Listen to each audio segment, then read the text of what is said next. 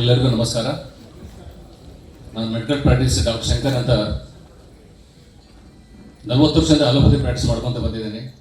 ಮುಖ್ಯವಾಗಿ ಇವತ್ತು ಗುರುಪೂರ್ಣಿಮೆಯಿಂದ ಈ ಕೇರಾಮೃತ ಸ್ವದೇಶಿ ದಿಶಾ ಅವ್ರ ಫ್ಯಾಮಿಲಿ ಅವ್ರಿಗೆ ಗುರುಗಳು ಸರ್ ಅವ್ರಿಗೆ ಫ್ಯಾಮಿಲಿ ಒಳಗೆ ನಾನು ಧನ್ಯವಾದ ತಿಳಿಸ್ತಾ ಇರ್ತೀನಿ. ಆಮೇಲೆ ಎಲ್ಲ ನಿಮ್ಮನ್ನು ಕೂಡ ಎಲ್ಲ ಧನ್ಯವಾದಗಳು ಸರ್. ಆ್ಯಕ್ಚುಲಿ ನನ್ನ ಬ್ಯಾಕ್ಗ್ರೌಂಡ್ ಏನಂದರೆ ಜನಗಳ ಆರೋಗ್ಯ ಇರಬೇಕು ಅಂತ ನನ್ನ ಕಾನ್ಸೆಪ್ಟ್. ಅಲೋಪತಿ ಮಾಡಿದ್ರು ಕೂಡ ಅಲೋಪತಿಯಿಂದ ಸಾಧ್ಯ ಇಲ್ಲ ಅದು. ನಾವು ಇದಕ್ಕೆ ಮೊದಲ ನ್ಯೂಟ್ರಿಷನ್ ಅಂತ ಎಲ್ಲ ಕೊಡ್ತಾ ಇದ್ದೀವಿ. ಬಟ್ ಈ ಒಂದು 2-3 ತಿಂಗಳಿಂದ ನನಗೆ ಸ್ವದೇಶಿ ದಿಶಾ ಅಮೃತ ಸಿಕ್ತು ನನಗೆ. ಅದು ಯಾರು ಅಂದರೆ ನಮ್ಮ ಫ್ರೆಂಡ್ ಒಬ್ಬರು ಸತೀಶ್ ಅವರು ಅಂತ ಹೊಸೂರು, ಅವ್ರ ಕಡೆ ನನಗೆ ಪರಿಚಯ ಆಯಿತು. ಸರ್ ಫೋನ್ ಮಾಡಿದ್ರು, ಸರ್ ಈ ಥರ ಕೋಕೋನಟ್ ಆಯಿಲ್ ಚೆನ್ನಾಗಿದೆ ಸರ್, ಅದು ಜನಗಳಿಗೆ ತುಂಬ ಕೆಲಸ ಮಾಡ್ತಾ ಇದೆ. ಸರ್ ಸರ್ ಸರ್ ನೋಡೋಣ.